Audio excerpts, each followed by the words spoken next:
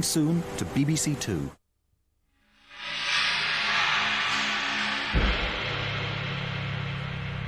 A disturbing discovery concealed by a mountain. BBC Two searches for new evidence now that could rewrite climbing history.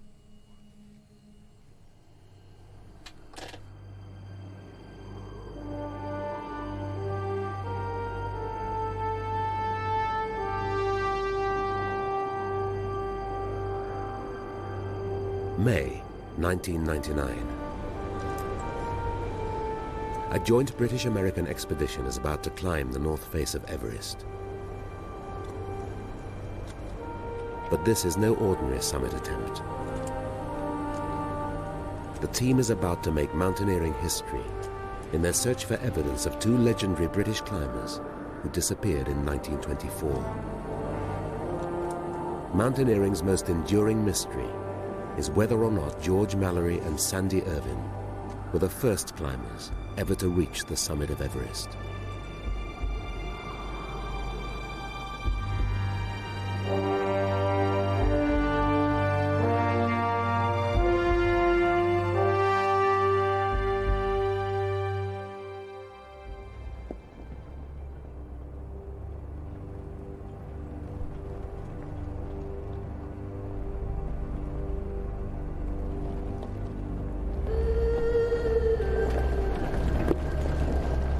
The highest elevation I've been is 23,500 feet. But coming here to Everest, there's a huge unknown between 23,500 feet and 29,000 feet. How am I going to do up there? And you can always go into these things thinking, oh, I'm going to be really strong and I'm fit and I'm confident and everything like this, but there's a certain element of my own physiology that I don't know about. The physical problems of climbing Everest are, first of all, the obvious things like avalanche or frostbitten fingers. But there's other things like cerebral hemorrhage. You could have a stroke or even a heart attack. It's very tough on the body. And it's also tough on the soul. When you come back down, for weeks afterwards, you feel quite weird. And your family don't really recognize you. Well, to me, what makes Everest special is surely its history. Especially the north face of Everest has a long history of exploration, and it holds one of the greatest mysteries in mountaineering, and that's what draws me to it.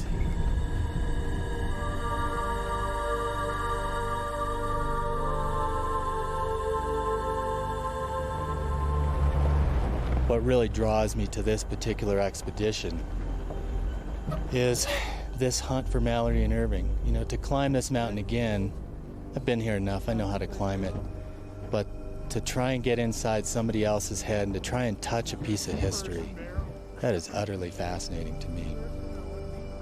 You have a primitive attempt to do a huge undertaking, and any of those experiences just charges my batteries up, because mankind is having to rely on the human spirit alone, not on technology. And I think nowadays we are so heavy on technology, we lose the spirit end of it, and we don't have the heart and soul.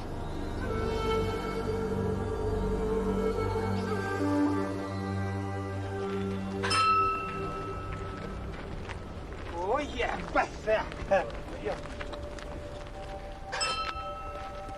This is the Rongbuk Monastery, the world's highest religious community, and a place of pilgrimage for devout Buddhists. Yet the monastery was unknown to the Western world before Mallory and the other expedition members first came here in 1921. Ever since, it's become a place where climbers come to pay their respects before taking on the challenge of Everest.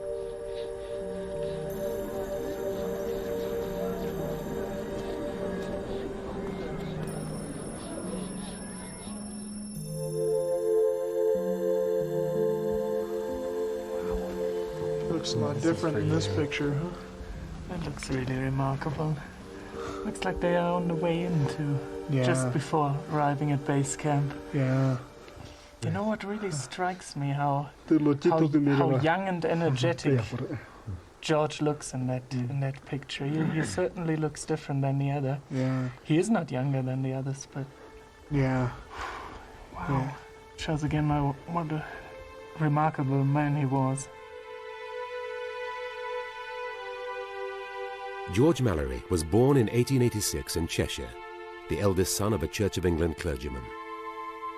He developed his passion for climbing at public school in Winchester, and after going to Cambridge, he became a teacher at another English public school, Charterhouse. It was here that he met Ruth Turner.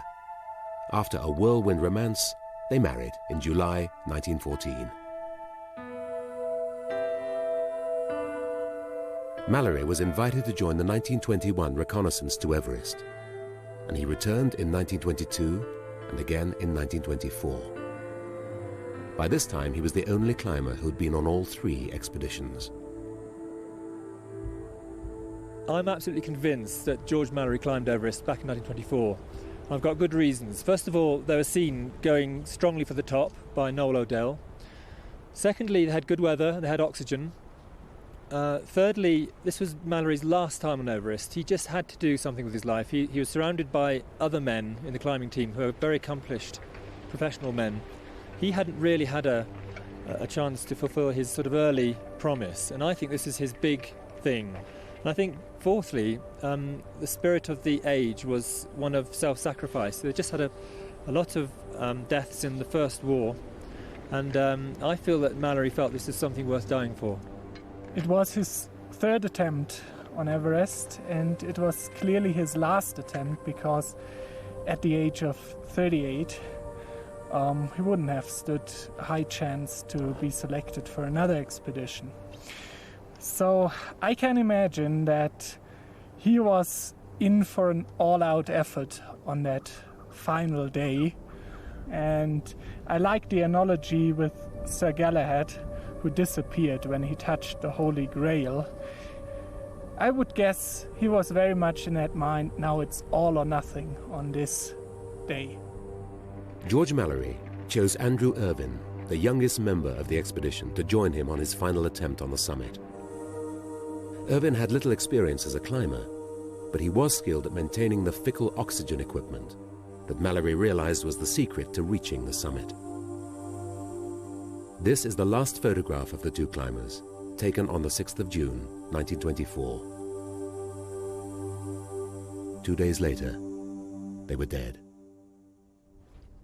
One of the main objectives of this expedition is to recover a camera which George Mallory took with him to the top.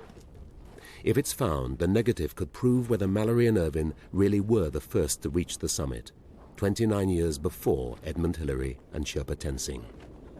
When I was a boy of 12, I met Howard Somervell, who was my great-uncle. Now, he was a great friend of Mallory's and climbing companion. Back in 1924, he had just had his summit attempt, got up to 28,000 feet, and taken a photograph on a little camera of his own. He came back down, exhausted, met up with George Mallory on the North Col, and George said, "I've forgotten my camera, can I borrow yours?" Now, Mallory was notoriously forgetful, and this wasn't, unexpected. So Uncle Somervell fished out his own VPK Kodak and handed it over. You pull out the bellows like this, and what you've got is a variable aperture with 4 different holes over the lens. The viewfinder is here, so you look down and you take a picture by pressing this shutter release. And this is what we're hoping to find up there. It's very small, and I'm hoping it'll be found in a pocket like this. Noel O'Dell was the last person to see Mallory and Irvine alive. He saw them shortly after midday on the 8th of June, just a few hundred feet from the summit, and still going strong for the top. Clouds then rolled in, and they were never seen again. The next British expedition in 1933 recovered an ice axe which belonged to Andrew Irvine. It was found high on the northeast ridge, but nobody could be sure whether it was dropped or if it marked the site of an accident. The advance party set up base camp in a glacier valley at Rongbuk Monastery. Then in 1975, the Chinese organized their own expedition to the mountain. High on the north face of Everest, one of the climbers, Wang Hongbao, made an astonishing discovery. Shortly before he died, Wang told his story to his Japanese climbing partner. He'd been a member of the first Chinese attempt to the summit in 1975. On the way, at about 8,150 meters, at the foot of a rock, he found the old remains of an Englishman. He was lying on his side. His clothes were very old, and if you took a pinch, you could blow it away. The remains were that old. There was a hole in the side of his face, big enough to put your fingers in. He'd found the really old remains of an Englishman. To people who climb Everest, the Mallory and Irvine disaster is legendary. If there really is a body that old at 8,150 meters, it could only be Mallory's or Irvine's. So I was really astonished.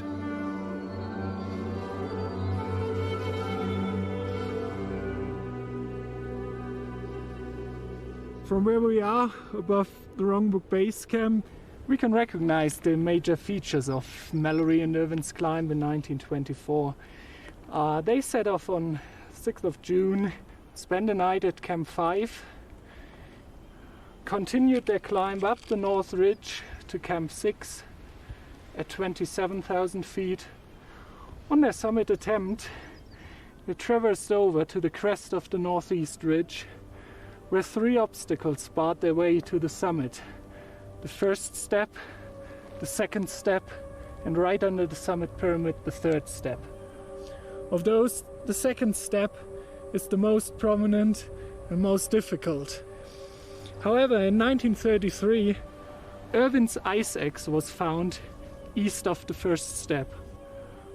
But many people believe that Irvine must have fallen from this point down the north face to the foot of the yellow band where the face flattens out.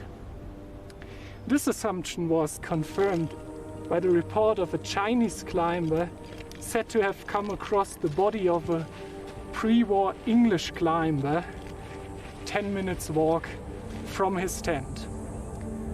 The problem is, no one knew where this camp was.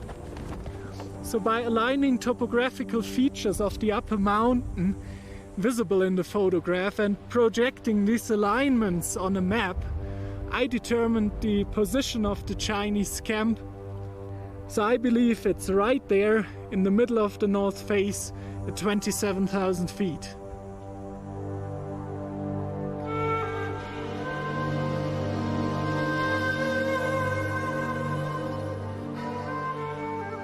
With the search area so close to the summit, it only fueled the debate whether Mallory and Irvine made it to the top before they died. Odell citing a good level of credibility. They must have been at least at the second step, if not on the third step. And if they were that high at 1250, they would have stood a very good chance to have made the summit. I don't agree to pin it all on what Odell saw and when he saw it. I don't know. I think that's loose for basing this on. First of all, Odell had very good eyesight. He was a trained observer.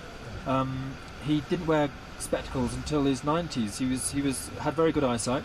Secondly, we know they had good weather and they had oxygen. Thirdly, we know that this is Mallory's last attempt, and he wasn't going to come back to Everest. And I think he just had that impetus to get up over the second step and go. In my opinion, I think that it's hard to imagine that Mallory could have climbed the second step. I recall that it was very steep and intimidating and difficult. However, he was a superb climber for his day, and there certainly is a chance that he could have done it. I can't imagine that Irvine could have done it. I could see myself getting exactly that situation. Get up the crux of the climb, hanging on the very upper part of that second step and going, oh, what have I done? Because it's all loose up there. And at that point, what do you do? I don't know. I guess you go for the top and hope something happens. Hope there's a better way down. You don't just jump off a cliff right there. So, might as well give it a shot. So, of course, he made it. Any rational thinking man would know that he made it. You guys who don't think he made it are just all tied up in knots. Just relax, you made it.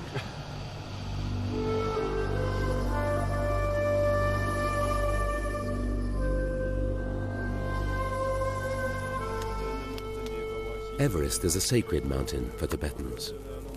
They call it Chamalangma, which means Mother Goddess of the Earth. So before they leave base camp, the climbers and Sherpas join together in a time-honored puja ceremony to placate the mountain gods and bring good fortune to the expedition.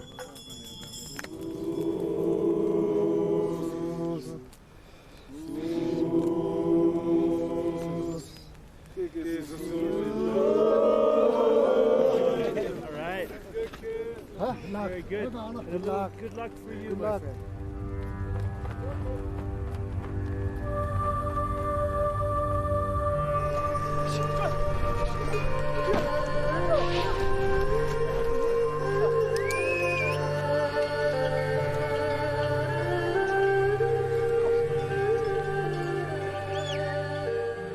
The route taken from base camp by modern expeditions is the same as that pioneered by George Mallory and his fellow climbers in the 1920s.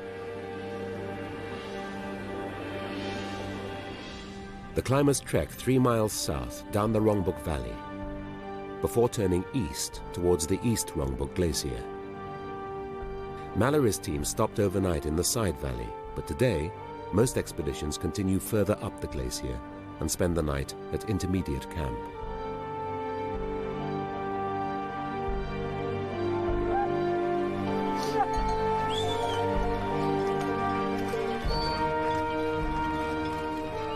The second day involves a long trek up the East Rongbuk Glacier, past the old Camp 2 used in Mallory's day, and on to Camp 3, or Advanced Base Camp.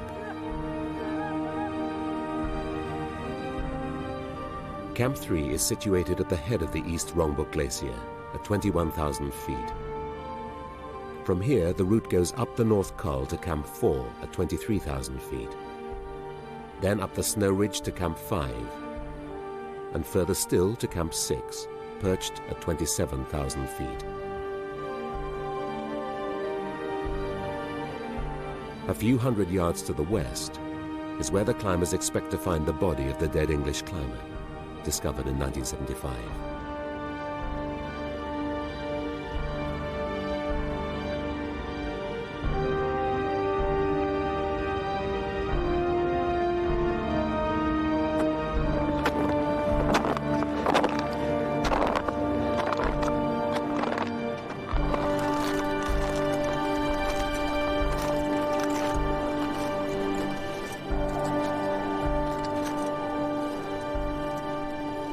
By early April, the climbing team have reached Advanced Base Camp and are preparing to tackle the massive ice climb up the North Col. This is where the real climbing begins.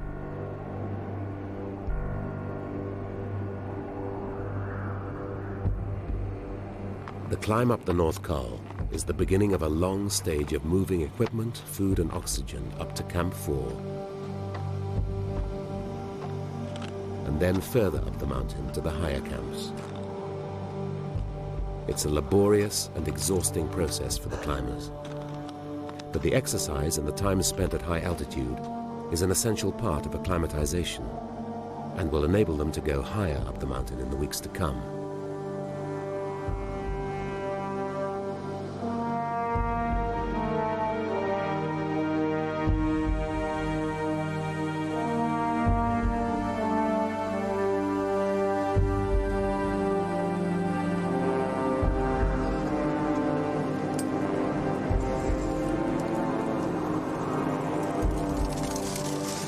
We've been here for a month now, and it's really paying off, all that acclimatization, taking our time, all the time we've spent sitting around at ABC and our carries up to here, and really paid off. Gosh, it's 3 times, if not 5 times as easy as it was the first time.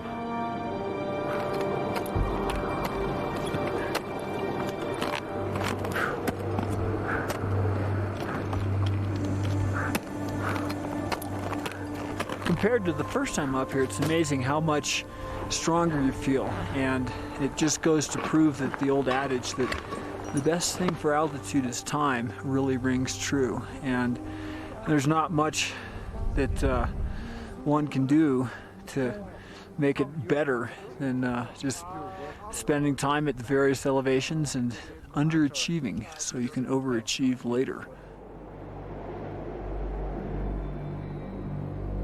Acclimatization is an uncertain process. Lower down the mountain, Graham Hoyland has suddenly been taken ill at Advanced Base Camp. He's immediately put on oxygen and taken down to a lower altitude. But he now faces a difficult decision. Either he stays on the expedition and runs the risk of his condition becoming much more serious, or he gives up his ambition of a lifetime and leaves base camp altogether. As I approached the tents, the left side of my mouth went numb, and then I lost all feeling in my left leg, my left foot, and I thought, oh no, I'm having a cerebral hemorrhage, a stroke. I got to the tents, sat down, had tea, felt a bit better, but in the morning my left foot was still numb, and it was decided I should come down on oxygen and return here to base camp. I can't tell you how disappointed I am. I mean, I've been planning this trip since I was a boy of 12. You know, we've got a very strong team here. You know, I get up to 21,500 feet, which is a small height really, and I have problems. I was really surprised because I've not had trouble going to altitude before. Indeed, I went to the summit 6 years ago with no particular problems. So I'm extremely disappointed. I just hope that everybody else can carry on and find what we have to find. George Mallory came here 3 times and died. And oddly enough, this is my 3rd time in Everest. And although I wanted to come and find out what happened to Mallory, part of me was really scared about coming this time. Everest is a very dangerous place. George Mallory came here to make his name, and he did. But, you know, I've got more in my life, and I'd rather go home. Since 1924, over 160 climbers have died high on the slopes of Everest. Their bodies still lie on the mountain, an average of 1 in every 6 who attempt the summit. The climbing team are well aware of the risks involved, and as the search day gets closer, their planning becomes more detailed. Locating the camp is purely a help. Reference. A reference, to find a reference point from where to start the search for the body. The search for the body is the main objective. I think the other reference then has to be that the body's been there at least 50 years. And so no need to look where that slope gets steeper because it'd be slid off. Yeah. Right there. If you found the body in 8,150 meters, it does an avalanche. Yeah. If it's there, then we put enough people up there, and you know, we've got any energy left. And if he's I think we should find it. This year of any years, I think the body should be exposed, judging on what we found already. There's just not much snow up there. Doing our grid is perhaps go all the way up to our high point, have some tea, and then organize how we're going to do it, and then go downhill. Because if we're going to try to search going uphill, it's going to be a little bit more futile than if we were going downhill, because we'll be preoccupied with. My thinking has always been that we're going to end up searching horizontally, because going up and down there, you just run into these little ledge systems all the time. You know, hitting them at the wrong angle.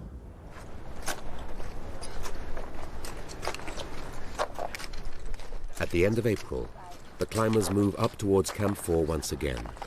But this time, it's in preparation for the search for the body and the camera on the north face. Some members of our expedition team may have some personal reservations about searching for bodies on Mount Everest. I think we all agree that to be able to contribute additional information to what is the mystery of the mountain is ultimately going to contribute to a better understanding of the mountain and its human history. I think we all think that if we can do a good job at it, it'll stand up to scrutiny. This next week we move up for our 3rd foray onto the mountain. The team members now are beginning to get well acclimatized. We've established our Camp 5 at 7,800 meters. We hope to spend some time in the search area and also to establish our Camp 6.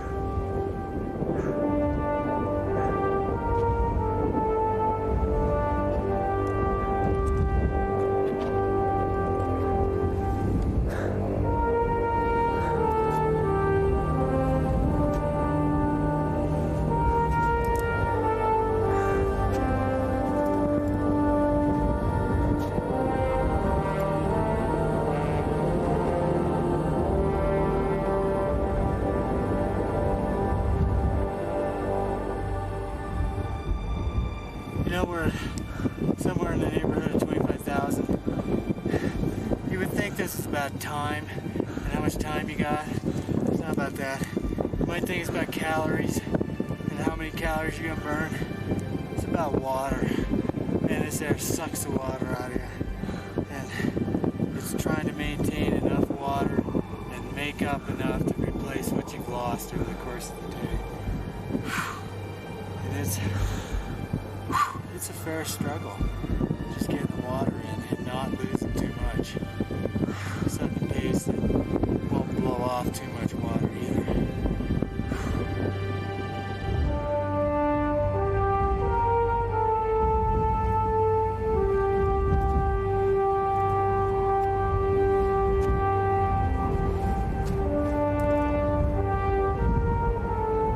You know, you got kind of two questions in my mind is, can I handle it mentally, because it's so slow, and physically, it's a long day, but it's nothing out of the ordinary.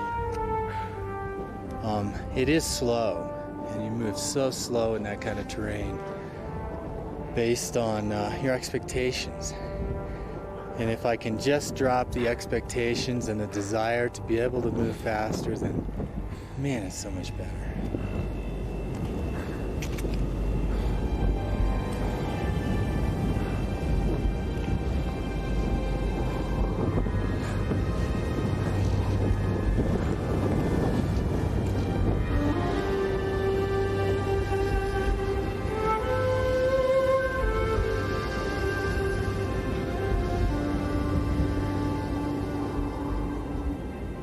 Believe it or not, at Camp 5. And I'll tell you, I had a hard day getting here.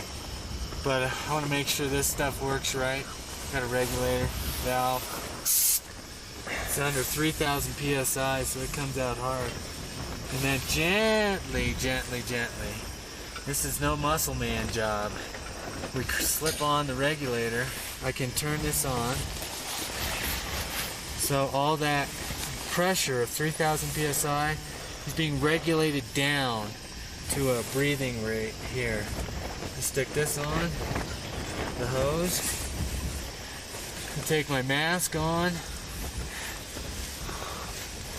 and I'm about to, this will keep me sleeping comfortable. My legs are gonna recover quicker, and all in all, I'm gonna feel a lot better.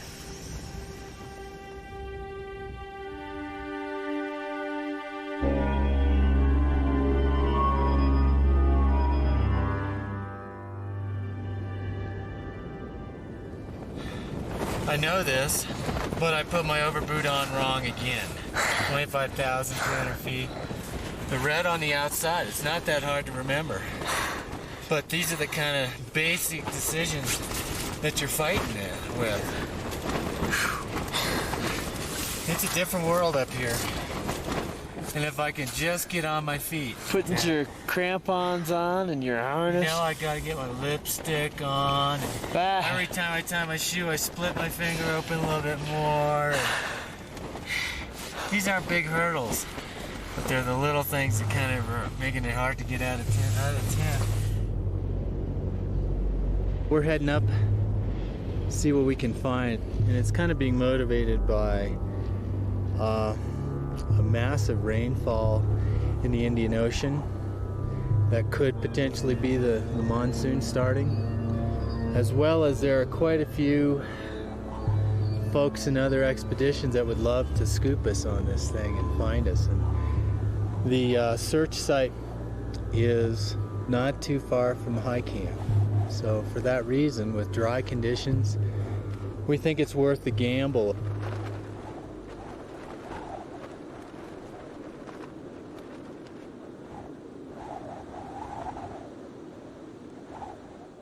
Early on the morning of the 1st of May 1999, the team leave Camp 5 and climb high up on the north face of Everest to begin their search. If they can only find the remains of the Chinese camp, then Andrew Irvine's body should be close by, somewhere under the fall line of his ice axe. I was looking for an area where I'd assume that a body could rest for 75 years on 45-degree slopes that must avalanche. So I was looking primarily on benches all around the north face as we walked around, and we all tried to split up and get far enough apart that none of us were in the zone which another person could visually search in. And I was pretty much in the middle of what I thought was the search area, walking around, found some old mittens, old pieces of junk, and Andy was way up high, up in a couloir going into the yellow band, and Conrad was way down below, basically where the north face cliffs out, just under 27,000 feet. And Andy at one point yelled down on the radio, said, "Conrad, keep in mind, Wang only walked 20 minutes from Camp 6, and you're way out of that range." My hunch on it was you'd walk downhill until you're realize, well, I'm a little ways away from camp, and then hike up. So if you're hiking downhill, you can cover a fair amount of terrain. So we got on the ill-defined rib where the camp was, and below that I saw a corpse, and I went and looked at this corpse and ascertained pretty quickly, within getting to 30 feet of this person, that there was a modern person due to the equipment and the clothing that this person had. But this was a real interesting clue for me because I saw how this person was in relationship to the rock and certain collection zones. I've seen it on big mountains where material funnels to a certain point. So seeing this first deceased person was a real clue. I was going, what would the mountain naturally do? What would something that was carried away in the mountain, where would it lie? I started going back uphill, and eventually I saw a blue and yellow object fluttering in the wind. I didn't know what that was, so I saw that, and I go, I'm going to go look at this. So I was looking up at this yellow thing, and I looked over to my right, and all of a sudden I saw a patch of white that wasn't rock and it wasn't snow. And all of a sudden, I'm going to go look over here. And as I started traversing closer to this, I saw what appeared to be the lower part of a leg, and it was a heel. And I ascertained it was an old body, hobnail boots, natural fiber clothing. It all worn away, and it was his bare upper back was there, his torso was exposed to the elements. So I called over the radio, and my first radio transmission was, last time I tried a boulder problem in hobnail boots, I fell off. I heard out of my radio, which was in my down suit, I just heard hobnail boot, quickly unzipped it and said, "What?" I could see Conrad waving like this down on this black bench. Jake started moving down, and I didn't know if the other people had picked up that transmission because we had to keep our radios inside the down suits so they stay warm and they would work. So my next transmission was, let's everyone get together down here for Snickers and tea.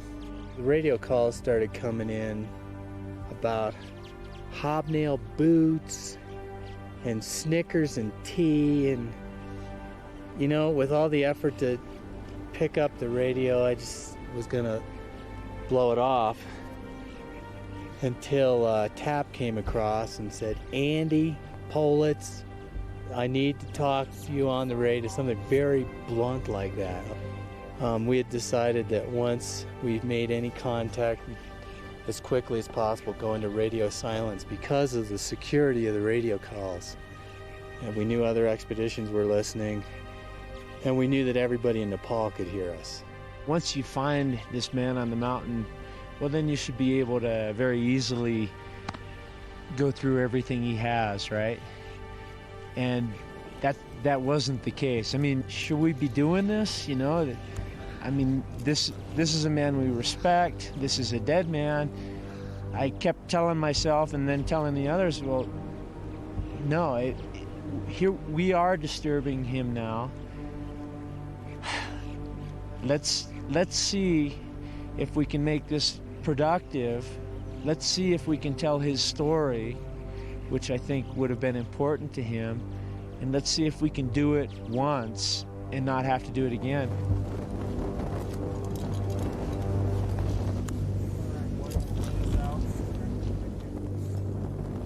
His body appears to be mummified. There's rope around his waist. Oh, still some socks. You can see a boot. Second boot appears to be on his foot. You can see the metal caulks, bottom of his boot. And that boot, the leg, is angulated fracture, so first guess is that he took a fall. Again, you can see rope around his body. Okay, over on this side you can see his layers, his wool sweater, long underwear, cotton. So you got a cut here. This was here before he started. His thumb split just exactly where mine is.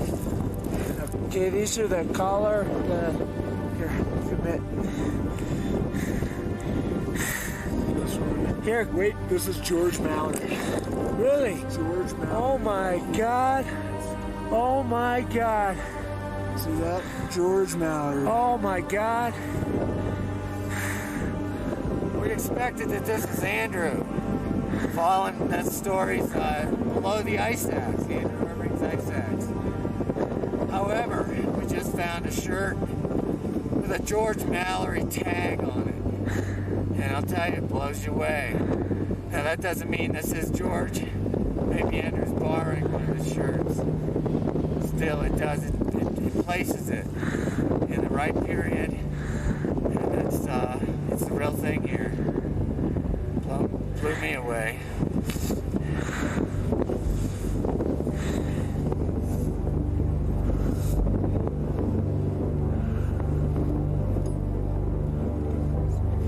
Burying George Mallory. We didn't find the camera. We looked fairly hard. All due respect is shown by us having had to disturb the body of George Mallory. I'd like to say Psalm 103. The Lord is full of compassion and mercy, slow to anger, and of great goodness. As a father is tender towards his children, so is the Lord tender to those with fear, for he knows of what we are made. He remembers. This guy was a really talented climber. It took a great degree of skill and confidence to go with that limited amount of gear to that distance. What Mallory did and Irvine presumably did was just phenomenal. You could sense something of his determination. I could. And I found myself coming away from it thinking, well, maybe he did summit.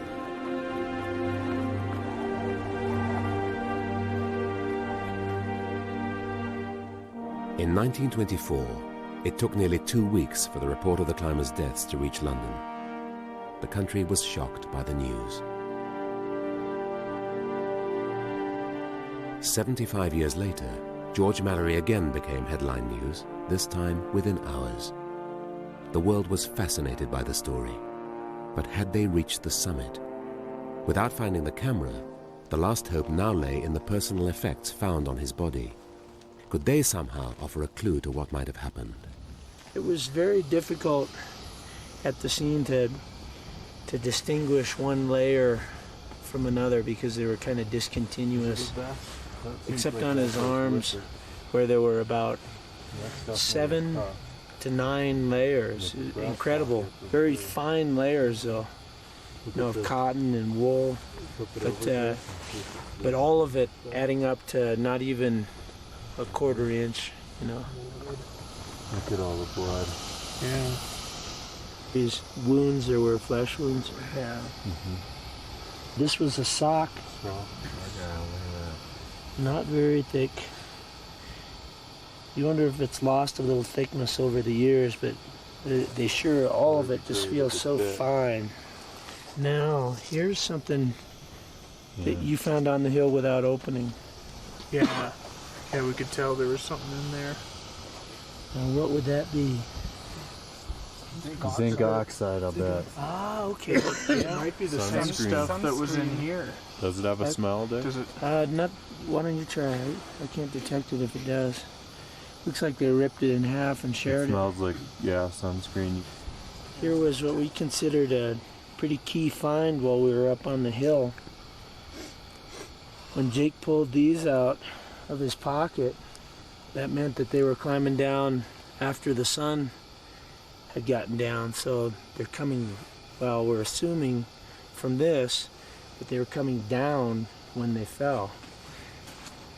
And if it was a spare, that theory is no good, but the reason that that's hard to figure on is he's got such a sparsity of gear. It's hard to imagine him carrying a second pair of glasses. This was one of the first things we found. You found the label first. It said George Mallory, but I can remember, reading about him taking an altimeter, and it does go to 30,000 feet, which in 1924 must have been somewhat unique.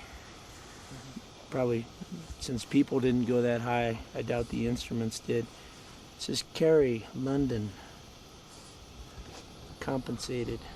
The glass was broken out when we found it, and no hands. I think we all thought we were going to look at it and solve the riddle right there, But that's a MEE number 2. Wow. Mount Everest Expedition number 2. Yeah, it's handy. They probably made a couple special just for the 1924 trip. Now we come at pièce de résistance. These papers were in pretty good condition, amazing condition considering the environment. But there were these matches that you pulled out. Yeah. Looking just fine. Okay, and he had these notes folded up in this fine bandana. When Jake pulled this out, there was no longer any question who we were with. George Leigh Mallory. It's been forwarded about 1 million times.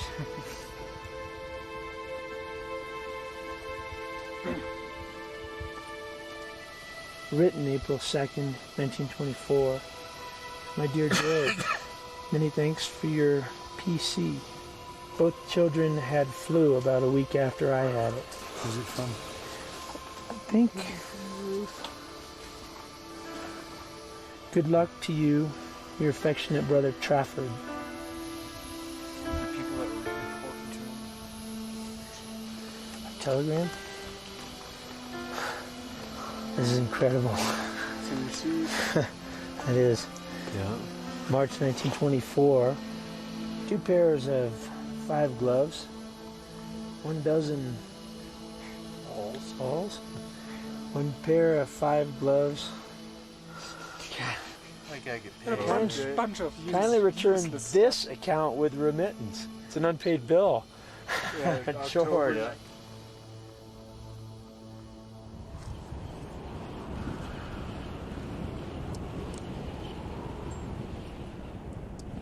The new evidence found on Mallory's body gives us a much better idea of what actually happened to the 2 climbers in 1924. We know they left Camp 4 on the North Col on the 6th of June.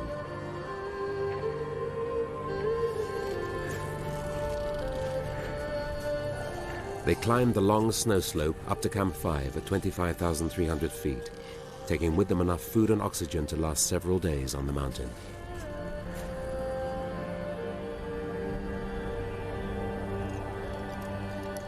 The next morning, Mallory and Irvine moved up to Camp 6 at approximately 27,000 feet, where they spent their last night alive on the mountain. Sometime during the early morning of the 8th of June, they left for their final attempt on the summit. After having climbed the route, there are a lot of questions that come up in my mind about Mallory and Irvine and what they climbed. Here's George and Sandy. We don't know what time they left from Camp 6, but it was a little bit later than they'd anticipated. One, because they'd forgotten their head torches, which means that the light was already up. And they'd climbed through the yellow band, and it's very difficult up there. It's not an easy, moderate snow slope the whole way. So I imagine for the climbers in 1924, it was a really big challenge, the yellow band. Judging from the fact that his goggles were in his pocket and not on his head, it was in the evening or towards dusk that they were descending. It's at this section during the descent that I believe that Mallory fell. It was a straight line from there. I believe he was low down in the yellow band on the descent, and he took a fall, and he spent his last moments sliding down the hill, clawing with his fingers, which is a standard technique if you drop your ice axe. And I don't believe Andrew maybe even fell at the same time, because there had to be something absolutely immobile that the rope was wrapped around and broke. This scenario leaves Andrew Irvine alone on the mountain, having watched his companion fall to his death down the north face. Irvine could not have survived for long in the open, and he must have died sometime during that night. But the question still remains: did George Mallory lead the first successful attempt on the summit?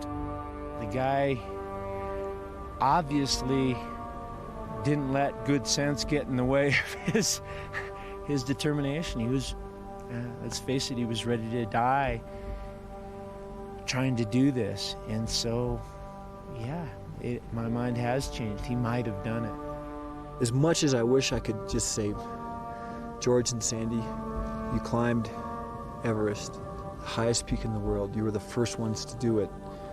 I find that given the severity and the technical requirements of this route and the standard of climbing in 1924, I find it improbable. I believe Mallory could have climbed it, and I think just enough of a wild man that he might have just had a good day that day and pulled it off. Just seeing his strength, his obvious tenacity, even in, you could see it after 75 years. He was determined, and he was tough, and he was strong, and I think he made it. I think he and Irvine both made it.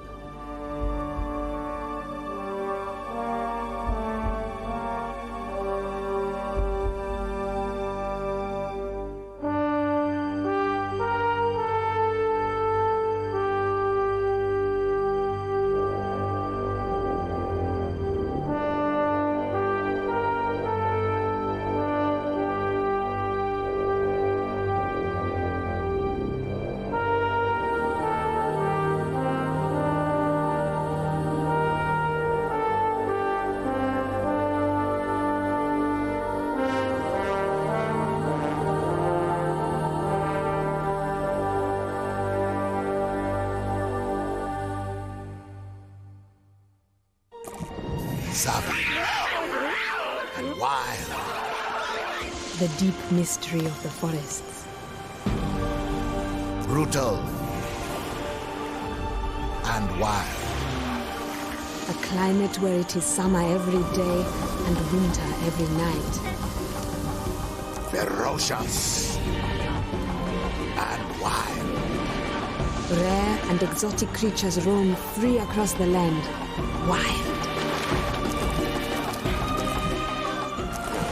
Wild Africa, one continent, so many worlds. Coming soon to BBC Two. Britain, an island fortress moated by the sea. Over the centuries, there have been 50 invasion attempts, but you won't find all of them in the history books. So are we really an island fortress, or is Britain actually a sitting duck? For the untold stories of our national invasions, join me, Dan Cruikshank, for a unique 3-part series. Invasion starts Sunday, the 28th of October on BBC Two.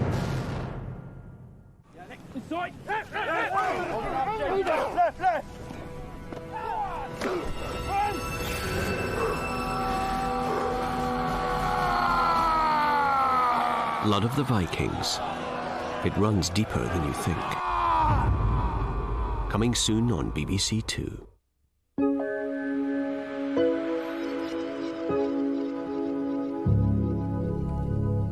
Back to the snooker semi-finals at Preston, now on BBC Two with Hazel Irvine.